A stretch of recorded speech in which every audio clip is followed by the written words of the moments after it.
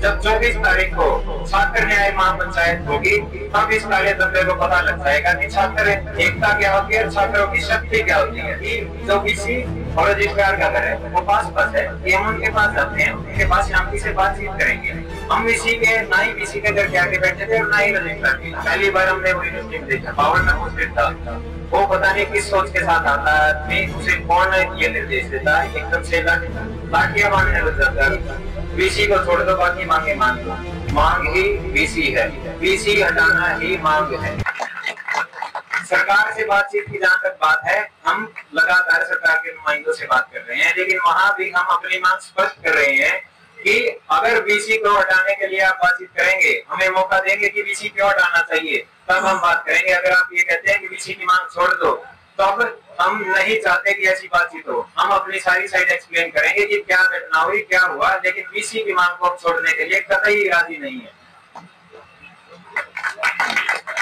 एक आखिरी शब्द ये कहना चाहूंगा कि ये जो बीसी है, ये ना केवल एचयू, ना केवल हरियाणा, बल्कि पूरे भारत के इतिहास पे काला धब्बा है। और जब 24 तारीख को छात्र न्याय महापंचायत होगी तब इस काले धब्बे को पता लग जाएगा कि छात्र एकता क्या होती है और छात्रों की शक्ति क्या होती है। एक बात हम जानना चाहेंगे भाई, जिनके लिए अलग अलग धारणा बनी है, किसी अलग आपकी ऊपर आरोप लगाया कि शादी करने की जाए कि हमने अपना पक्ष लिया, उस दिन की सच्चाई क्या, हमला कैसे हुआ, तो वो चीज थोड़ी बतानी, क्योंकि अलग अलग लोग अलग अलग बातें वो बना रहे हैं, अलग अलग छात्रों से हमें सुनने मिला, लेकिन आप वहाँ पे थे, आपकी ऊपर लाठी लगी, वो हुआ क्या था वो बताइए। जी बिल्कुल स्पष्ट करना चाहूंगा मैं, जो झूठ फैलाने की कोशिश की गई है 3 सदस्यीय कमेटी के द्वारा। सबसे पहले तो दिन में जो धक्का मुक्की की बात है, वो बीसी ऑफिस के अंदर घुसने की बात नहीं थी, वो बीसी ऑफिस के सामने बैठने की बात थी। हमने उन्हें स्पष्ट कहा कि ये हमारा हक है, हम बीसी ऑफिस के आगे बैठ सकते हैं और अपनी मांगे रख सकते हैं, लेकिन उन्होंने वही मार पिटाई शुरू कर दी बीसी ऑफिस के आगे बैठने से पहले अंदर। उसके बाद मार पिटाई के बाद जब बच्चे दोबारा आए, हमारी संख्या बढ़ी, हम तब भी वहीं बैठे रहे। इतने शांत बच्चे और इतने समझदार स्वभाव के बच्चे हैं कि कोई एक भी अंदर नहीं घुसा हमारी तरफ से। मारपीट 2 टाइम हुई जी, सबसे पहले सुबह मारपीट हुई, गार्ड्स ने हमें वहां बैठने नहीं दिया। जो दिन की वीडियो है वो उसी दिन की है। तब जब बच्चों की ज्यादा संख्या बढ़ी तो हम बीसी के आगे बैठे रहे, लेकिन ये ऐसा नकारा बीसी है, मुझे तो जी मैं चाहता हूँ कि बीसी शब्द का उपयोग न करूँ। बीसी तो मुखिया होता है परिवार का, ये बलदेव राज की सारी कमियां हैं। बीसी की तरफ तो इसने बदनाम कर दी है। बलदेव राज उसने 2:30 बजे तक बैठा रहा, हमारे मुंह के आगे गेट को बंद करके चला गया बीसी ऑफिस के, लेकिन उस बात का उसने कोई भी संज्ञान नहीं लिया, ना हमारे लोगों से बात करने की कोशिश की, ना बच्चों से।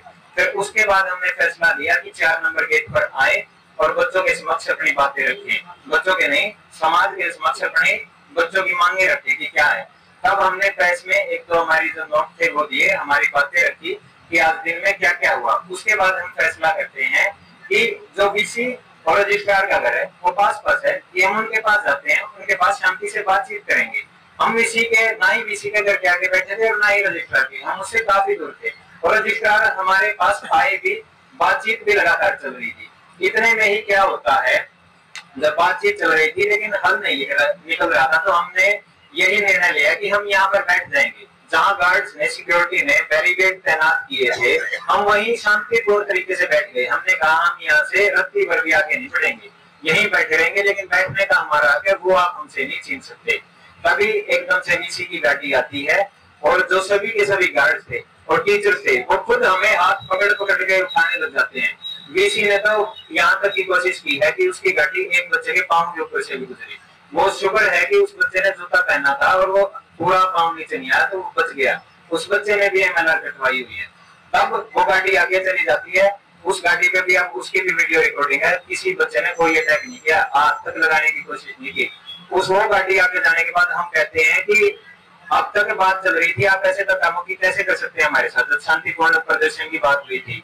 तभी एकदम से पता नहीं राधे श्याम आता है, हम तो उसे जानते भी नहीं थे, पहली बार हमने वो यूनिवर्सिटी में देखा, पावर में पोस्टेड था। वो पता नहीं किस सोच के साथ आता है, उसे कौन ये निर्देश देता है, एकदम से लाठियां मारने लग जाता है। लाठियां भी, लाठीचार्ज नहीं था तो सारी मीडिया में बात है कि लाठीचार्ज के प्रोटोकॉल लगते हैं, वो सीधा सिर पे वार करने लग जाता है। मैंने 6-7 बार इन हाथों से रोके हैं, जब इन पे चोट है, लेकिन आखिरी बार में क्या होता है कि एक गार्ड आता है, वो यहाँ पे मुक्का मारता है, तब मेरा सिर दुखता है और सिर पे एक डंडा लगता है, तब मेरे साथी वापिस खींच लेते हैं और मैं तरफ जाने लगता हूँ। आगे वीडियो से साफ होता है कि उसकी लाठी जब छीनी जाती है, लेकिन दोबारा से वो एक लठ लेके आता है, दूसरा बांस वाला लठ लेके आता है, उसको दोबारा अंधाधुंध 3-4 बार मारता है, वो इसके सिर पे लगता है। उस समय के दौरान वो बीसी की लाठी बस आगे ही निकली थी, वहां पे मौजूद थे। तो अब हमारी मांग ये है, जो स्टेटमेंट से इन सारी बातों से मुद्दा भटकाने की कोशिश है। जब ऐसा बीसी जो खुद का मुखिया कहलवाना चाहता है बलदेव राज, उसके मौजूदगी में हमारे जीवन अंत करने की कोशिश की गई है। क्या हम ये ना चाहें कि वो इस यूनिवर्सिटी से चला जाए और इस यूनिवर्सिटी में दोबारा जो इस यूनिवर्सिटी की धरोहर है वो बनी रहे? हम नहीं चाहते कि उस यूनिवर्सिटी में वो रहे। या तो आप साफ सीधा फैसला कर दीजिए, या तो ऐसा देखने वाला इंसान यहाँ पे इस यूनिवर्सिटी में रहे जो बच्चों को मरवाना चाहता है, जिसमें एक प्रवृत्ति पर भी इंसानियत नहीं है, या फिर जो ये शांत और समझदार बच्चे हैं वो इस यूनिवर्सिटी में रहे। 24 तारीख की पंचायत रखी आपने, छात्र न्याय पंचायत, क्या अपील करना चाहोगे देश के लोगों? देश के लोगों से यही अपील है जी, जो न्याय है वो मिलना चाहिए सभी बच्चों को, और जो मुद्दे से भटकाने की बातें हैं वो रोके। साफ सीधा स्पष्ट सारे देश में ये मांग जानी चाहिए कि वीसी को हटाओ।